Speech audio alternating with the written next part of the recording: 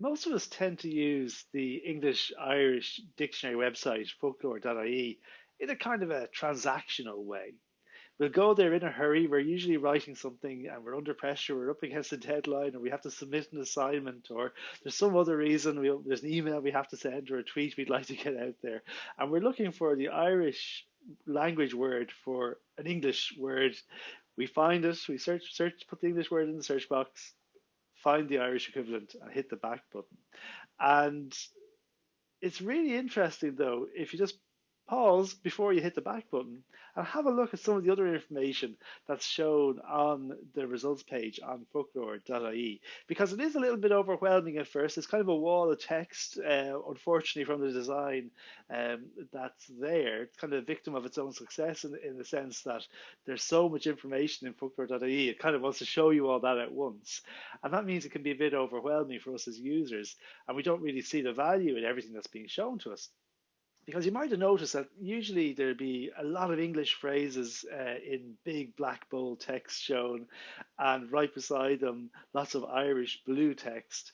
And it's not immediately obvious how you'd actually use that. But what those phrases are sample phrases of the word you've just searched for in use.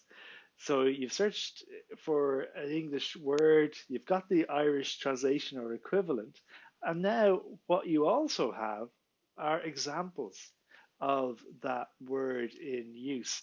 So what I often find is useful is actually just to park the sentence I was writing just for a few minutes and have a look at those sample phrases and snippets of sentences and just see, is there actually a better way of saying or a different way of saying what I was going to say anyway.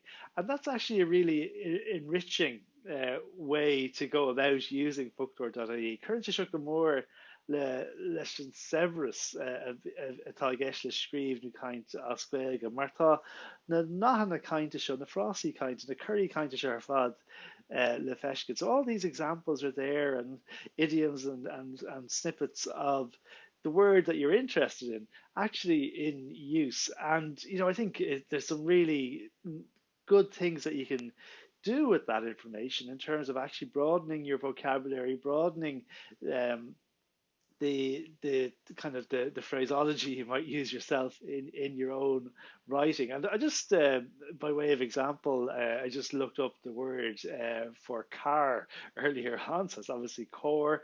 But some of the phrases are just, it's actually really useful. And even if you don't use them right now, you might use them again. So core obviously is quite a simple one to use, but you end up getting phrases like tash de gore, siastach in Lushton, which is nice. Teach amachas core, Irie amachas Glushton, which is another nice way of saying it that helps us avoid just a literal straight translation from English or Berlichus, as some people might call it. If you're ever writing a news report for the radio or television, this might be a good one. Vuil core Gwite. He was hit by a stolen car. That's in there. Vuil core Gwite. Gertiach Tamani and Core. That's a handy one. The car driver was injured, and not handy necessarily because you're going to be using that particular phrase a lot, but it shows the Tishel Giddidig in there, which is handy. Car accident, Timpish Glustan, Tashmakor. A lot of negative examples in here in folklore.ie, but useful nonetheless. Car seat, Siachan Core, or Siachan Glustein. So all these examples are particularly useful if you're in Irish language broadcasting, but also very useful, or journalism in general, but also very useful if you're just trying to see how you might structure phrases in the future, rather than just that pure transactional exercise of going in, getting the word and going out. This will actually help you get extra marks from your teacher, from your lecturers, and it'll help people, be really impressed by what you're writing, and actually will give you more confidence when you're writing yourself as well, because you'll know that the sample phrase that, and you might just copy and paste a few of those words in or that phrase into your own writing, that sample phrase is bulletproof. It's in folklore.ie. It's right. So you can actually write with a lot more confidence, and you can be absolutely certain that no one will challenge you about it. And if they do, you can just say, "Sorry, it's in the dictionary," which is a good pushback. But the other really interesting thing you can do with this, and it's because of the way folklore.ie has been programmed to be so searchable, is you can actually put in English idioms and search for their Irish equivalent. So say that's cuairde hí ana bheith cura cainte mata ceann. So one example I just did earlier on, just thought I'd share with you now, was the English phrase as safe as houses. So I just typed safe as houses into folklore.ie to see what would come up. And there obviously is no entry specifically for safe as houses. But what's happened is that when the entry was being created for the word safe, one of the example phrases that was put into the database there was the English idiom as safe as houses. And that means that there's Irish equivalent phrases that bubble up now as well. So the particularly nice examples that were in there were slán sábháilte. So if we're trying to translate as safe as houses, we're not going to say có sábháilte le tithe, we're going to say slán sábháilte. Or this is one now, this was a new one to me, but apparently it's right. Có sábháilte le billibwink.